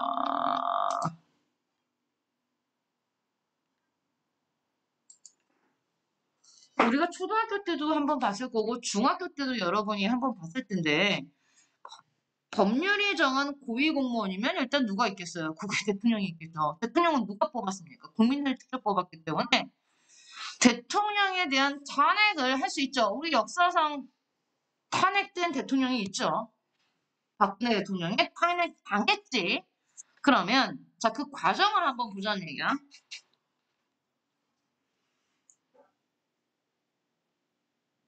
오케이. 떴어요. 자, 이게 법률이 정하는 고위직 공무원에 대해서 자, 대통령을 탄핵하는 재판을 탄핵 심판이라고 말하는데 대통령에 대한 탄핵 심판은 어디서 하냐면 헌법재판소에서 합니다. 우리나라 아까 우리 고위공무원 중에 헌법재판소 당이 있었죠. 대통령이 임명하는 그 헌법재판소라는 재판소에서 대통령의 탄핵 심판을 하는데 그러면 아무나 대통령을 고발해서 헌법재판소에 대통령 탄핵 심판해주세요 라고 말할 수 없잖아요. 아무나 못해요. 그러면 대통령의 탄핵 심판을 헌법재판소에 요구할 수 있는 기관이 어디란 얘기입니까? 국회란 얘기예요. 국회만 대통령에 대해서 헌법재판소에 탄핵 심판을 해달라고 헌법재판소에 재판을 요청할 수 있어요. 국회만. 그게 바로 무슨 권한이야? 탄핵 소추 의결권이라고요. 탄핵 소추 의결권은 탄핵 심판을 요청하는 게 탄핵 소추 의결권입니다. 알겠어? 다시. 그러면 만약에 국회가 이 대통령에 대해서 탄핵 심판 해주세요라고 헌법재판소에 탄핵 소추를 하면 헌법재판소가 이제 그 받아서 대통령에 대한 모의 진행하고 탄핵 심판을 진행해서 통과되면 대통령은 탄핵되는 거고요. 통과 안 되면 그대로 자리를 유지하는 거죠. 알겠어요? 심판을 해달라고, 재판을 해달라고 하는 게 소추야. 거기에 대한 통과, 의결, 즉 대통령에 대한 탄핵 심판을 해주세요라고 말하는 게 바로 뭐라고? 탄핵소추 의결권이라고. 말만 이래요. 재판 청구권이야, 이거는. 탄핵소추에 대한 재판 청구권. 누구만 할 수 있다고? 국회. 딴 데는 못해요. 일반 법원이 하는 거 아니에요. 여기 법률이 정한 고위직 공무원에 대한 탄핵소추 의결, 탄핵소추 탄핵을 해달라고 헌법재판소에 재판을 청구할 수 있다. 그 얘기입니다. 다음, 국무총리나 국무위원, 그때 되겠지만 해임을 할 수는 없고요. 해임은 누가 할 거야, 여기. 국무총리 및 국무위원 해임은 대통령이 하는 거고, 거기에 대해서 건의를 하는 게 국회입니다.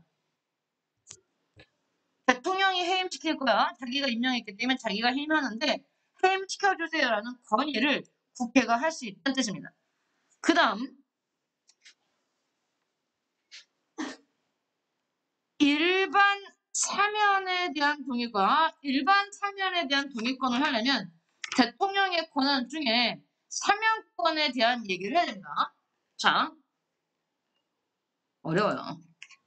우리 다음 주에 대통령과 행정부를 배우지 않겠습니까? 그러면 그 중에 대통령이 하는 일, 행정부가 하는 일을 짤짤 외울 텐데요. 그 중에 여기 보시면 대통령의 지위와 권한 중에서 대통령이 할 수 있는 일들 중에서 대통령의 세 번째 업무, 국가 정책에 대한 조정권이라는 게 있는데 그 중에 뭐가 있냐면 대통령의 권한입니다. 대통령의 권한 중에 뭐가 나옵니까? 사면이라는 게 뭐야? 나 좀 봐. 법원이 재판을 통해서 판결을 내렸지. 만약에 너가 법원에서 우리 나연이가 재판을 받아서 제가 징역 2년을 선고받았어. 그럼 이건 법원이 사법부가 쟤한테 내린 거잖아, 결정을. 그러면 징역 2년을 살아야 되는 거죠. 근데 거기에 대해서 죄를 법원이 선고한 징역 2년을 풀어줄 수 있는 사람이 있어요. 그게 대통령이에요. 박근혜는 법원에서 감옥에 들어갔잖아요. 징역 5년이고 6년을 선고받고. 근데 그걸 누가 풀어줬습니까? 문재인 대통령이 풀어줬죠. 법원의 결정을 뒤집어 엎어서 감옥에 갇힌 사람을 풀어줄 수 있는 권한 누구한테 있다고요? 대통령한테 있어요. 그게 사면권이에요. 사면권. 풀어줄 수 있는 오직 대통령한테만 있어요. 근데 이 사면권은 다시 두 종류가 있습니다. 그래서 두 종류를 쓰셔야 돼요. 써요. 일단 사면권을 먼저 쓴 다음에 다시 돌아가 볼게요.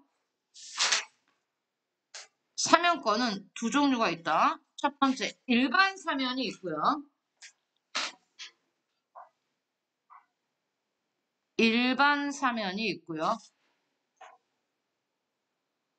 두 번째, 특별 사면이 있어요. 일반 사면은 특정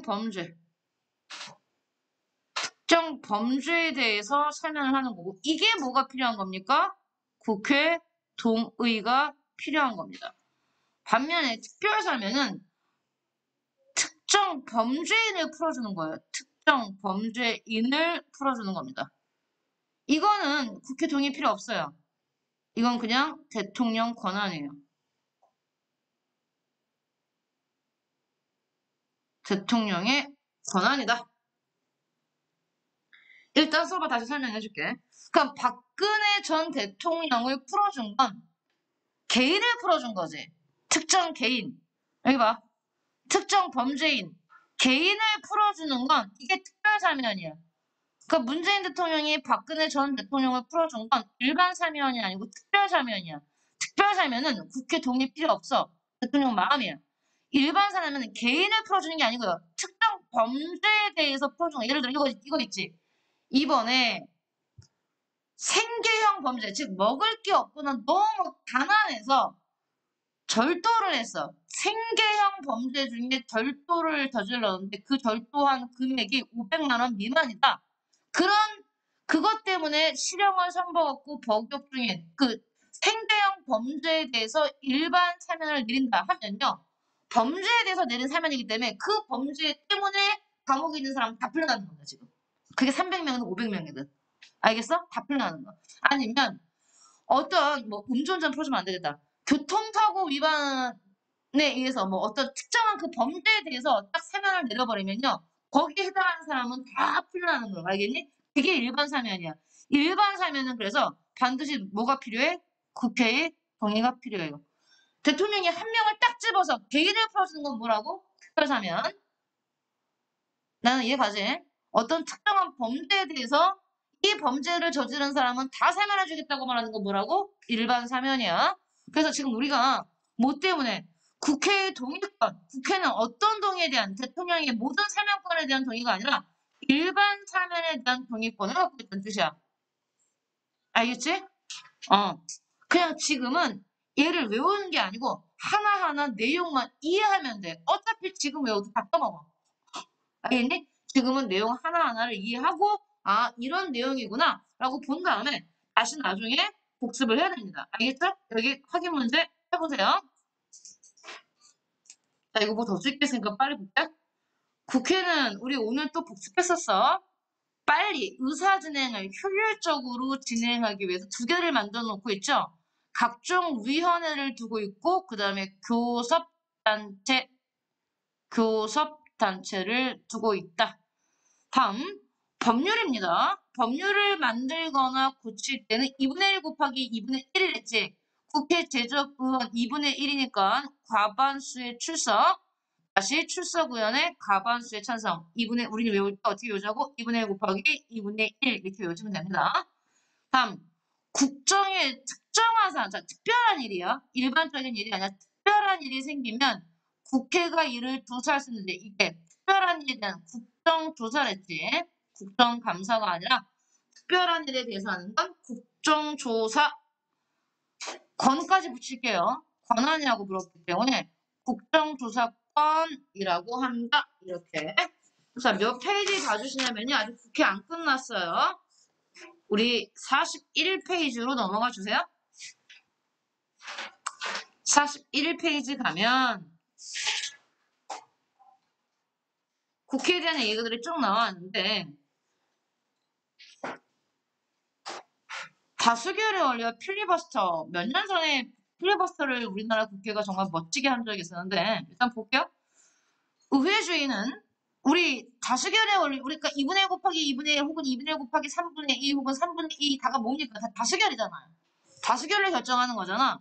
그래서 의회주의는 의회를 선택한 모든 나라들은 다 거기에 따라 갑니다. 만장일치는 힘들고요.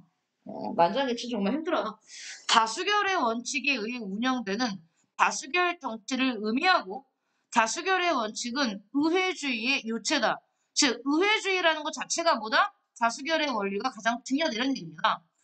그런데 다수가 소수의 의견을 무시하고 일방적인 강행을 고집한다면 이 다수결의 원칙의 가장 큰 문제점이 바로 이거죠. 다수의 행포죠. 소수의 의견이 전혀 먹혀지지 않는다는 얘기예요. 다수의 행포가 될 수 있게 이 다수결의 원칙에 대한 견제 수단이 필요하다. 그래서 나온 게 필리버스터. 필리버스터를 지금 우리나라식으로 해석해 놓으니까 뭐라고 해석했습니까? 무제한 토론이죠. 무제한 토론. 자, 무제한 토론인 필리버스터란 의회에서 소수파 의원들이 다수당의 독주를 막기 위해 장시간 연설이나 질의 등을 통해 합법적으로, 자, 이게 핵심이에요. 필리버스터는 법을 어기는 게 아닌 합법적으로 의사 진행을 방해하는 것을 말한다. 소수 의견을 보호한다는 긍정적인 측면도 있지만 다수결의 원칙에 역행하는 부작용 다 있어요. 동선의 양면처럼. 이게 뭐냐면 예를 들어 지금 국회에서 다수당이 많은 의석을 가지고 있는 정당이 땡땡 법률안을 통과시키려고 해요. 근데 여기에 반대하는 사람들이 있어 의원들 중에. 근데 쪽수가 너무 적어서 얘네를 반대해봤자 통과될 것 같아요. 왜냐면 2분의 1 곱하기 2분의 1은 무조건 통과되잖아요. 그러면 통과를 안 시키려면 시간을 끌어야 돼. 왜냐면 국회 본회의가 끝날 때까지 100일 이상이잖아. 근데 이 법률안이 지금 올라온 게 만약에 10월 달에 올라왔다. 그러면 만약에 남은 게 한 80일이 남았다. 그럼 80일 동안 얘가 통과되지 못하게 계속 여기에 대해서 논의해야 돼요. 그러려면 멈추면 안 됩니다. 이 말이 뭐냐면 자 만약에 우리 이 반대하는 의원들이 30명이 있다. 그럼 30명이 계속 릴레이로 쉬지 않고 연단에 나가서 연설을 해야 돼요. 퇴근하고 없으면 없어요. 내가 만약에 선생님이 나가서 첫 번째로 이 법률안이 통과되면 안 된 이유를 말하기 시작합니다. 그래서 한 선생님 10시간 했어. 화장실도 안 가고 그럼 내 뒤에 2번, 두 번째 의원이 기다리고 있다가 나를 바로 이어서 쉬면 안 돼요. 쉬면 안 됩니다. 선생님이 만약에 밤 10시까지 했어. 그러면 10시 1분에 네가 올라오는 거야. 다른 의원이 올라와서 계속해. 근데 새벽 2시에 끝나. 그럼 새벽 2시에 바로 이어서 다른 의원이 올라와서 이렇게 해서 80일 동안 끌어야 돼요. 국회 본회의가 끝날 때까지. 그러면 얘는 어떻습니까? 의결을 못 붙이겠지. 의결을 못 붙였으니까 통과 자체가 안 되겠죠. 그게 의사진행 방해 필리버스터입니다. 우리나라 한 적이 있어요. 되게 멋있어요. 막 어떤 최장원은 한 12시간씩 이렇게 질문지 쌓아놓고 계속 혼자 앞에 국회의원들 없어요. 아, 나 퇴근할 거 아니야. 새벽에 혼자 하는 거야. 그 다음번 주자가 기다리고 있겠지. 이렇게 해서 정말 그 법률안이 통과되지 않게 막은 적이 있습니다. 이것도 뭐다? 한 원칙 방법 중에 하나다라고 나와 있는 거고요. 다음요. 선생님이 쓸 거는 여기 옆에 빈칸 있죠? 여기에 내용을 좀 쓸 겁니다. 제목은 의회주의의 위기죠. 의회주의의 위기. 현대 국가들의 공통점입니다. 우리나라도 의회주의를 쓰고 있고요. 아까 말했듯이 의회주의는 다수결의 원리다 이렇게 말했는데 자, 의회주의 위기라는 건 도대체 무슨 말일까? 라고 했을 때 뜻부터 한번 써볼게요. 의회주의의 위기의 뜻, 의미. 의회주의 위기는요.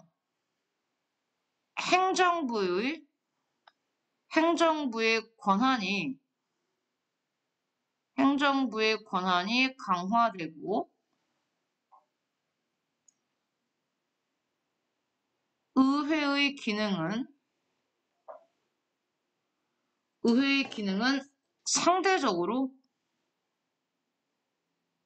상대적으로 약화되는 현상입니다. 상대적으로 약화되는 현상. 자, 현대민주주의 국가는 대부분 복지국가거든요. 복지국가에서 행정부가 하는 일이 너무 많아요. 행정부가 일을 너무 많이 하다 보니까 국회가 일을 안 하는 게 아닌데 상대적으로 국회가 일을 안 하는 것처럼 느껴지는 거예요. 그게 위기야. 의회의 위기, 국회의 위기. 알겠어요? 행정부가 너무 하는 일이 많아. 그럼 하는 일이 많다는 얘기는 권한이 세진다는 얘기야. 네가 일을 많이 하면 너의 말빨이 세지겠지. 가족 안에서도 내가 일을 많이 해. 돈을 제일 많이 벌어. 그럼 내 말빨이 세지는 거예요. 다른 가족 구성원들한테. 마찬가지로 국가기관에서 행정부가 워낙 일을 많이 해. 일을 많이 하니까 그 일을 많이 하면서 행정부의 권한도 세지는 거야. 그러니 의회는 상대적으로 점점 권한이 줄어드는 느낌이 드는 거지. 그게 의회주의 위기예요. 의회주의 위기는 뭐가 등장하면서 왔습니까? 현대 복지국가. 현대 복지국가의 등장과 함께 등장한 문제입니다. 이게. 그래서 배경으로 넘어가면 나와요.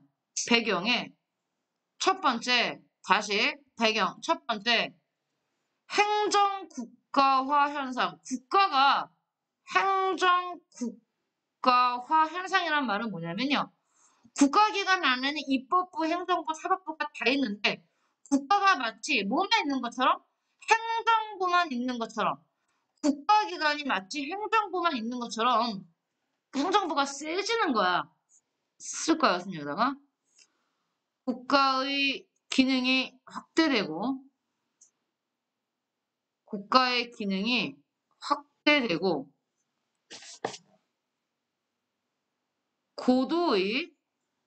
고도의 전문성과 높은 전문성과 이런 말이죠.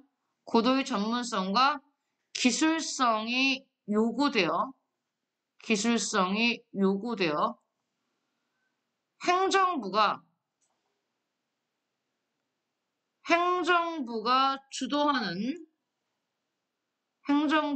주도하는 입법이 증가했다. 자, 우리나라는 의원 내각제 요소를 갖고 있기 때문에 행정부가 법률안을 제안할 수 있겠지. 오늘 또 얘기했어. 그런데 그러면 우리 아까 표를 그렸듯이 법률안을 제안할 수 있는 게 국회의원 10인 이상과 누구였습니까? 정부였죠. 여기. 법률안을 제출할 수 있는 게 국회도 할 수 있고 정부도 할 수 있어. 그런데 해마다 국회의원들이 제출하는 법률안과 정부가 제출하는 법률안을 비교해 봤더니 정부가 제출하는 법률안이 훨씬 많더라 이거야. 왜? 그때 잠깐 얘기했어요. 누가 더 쪽수가 많습니까? 얘네가 100만 배 많아요. 정부 공무원들이. 그 얘는 다 전문가야. 다 전문가라고. 근데 현대 정치, 현대 행정, 현대 그 행정은 굉장히 복잡하고 전문적인 기술이 필요해요. 전문성이 요구되고 기술성이 요구돼요. 봐봐요. 우리 이런 건물 지을 때 건물 높이와 높이 사이에 이거 제한이 있어요. 조명 밝기도 제한이 있어요. 이걸 누가 정할 거면 국회의원들은 여기는 전문가가 아니잖아. 하지만 정부에는 건설교통부나 건축부에 이런 전문가들이 다 퍼진 데 있지. 걔네가 더 잘 알 거 아니야. 안전에 대해서.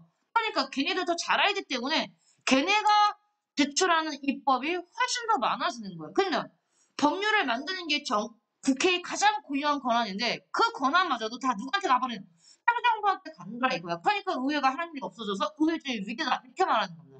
이해하십니까 느낌이? 이어서 더 쓸 게 있는데 내용이 있기 때문에 그건 다음 주에 할 거고요. 다음 주에 쓸게요.